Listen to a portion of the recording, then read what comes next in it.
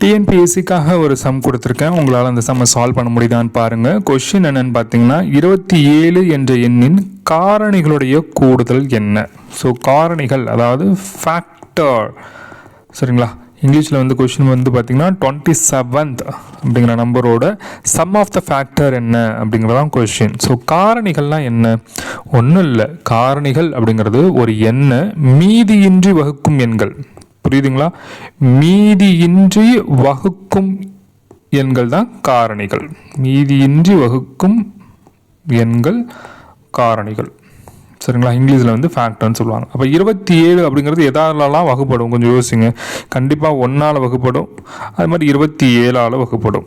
புரியுதுங்களா? ஸோ மீதி வந்து பார்த்திங்கன்னா 9 3 27. ஸோ 3ஆல் வகுப்படும். அடுத்தது 9ஆல் வகுப்படும். வேறு 8 11 எதாலையும் வகுப்படாது. அப்போ 4 ஃபேக்டர் தான் இருக்குது. ஸோ சம் ஆஃப் த அதாவது கூடுதல் என்னன்னு கேட்குறாங்க. அப்போ 1 + 3 + 9 + 27. அப்போ 27 3 30, 31 9 40. ஸோ இப்போ ஆன்சர் வந்து சி, ஆப்ஷன் சிங்கிறதான் சரியான விடை. ஒன்றும் இல்லை, காரணிகள்லாம் என்னென்னு தெரிஞ்சிச்சுன்னா ஈஸியாக அதுக்கு நீங்கள் ஆன்சர் போட்டுடலாம். Thank you so much.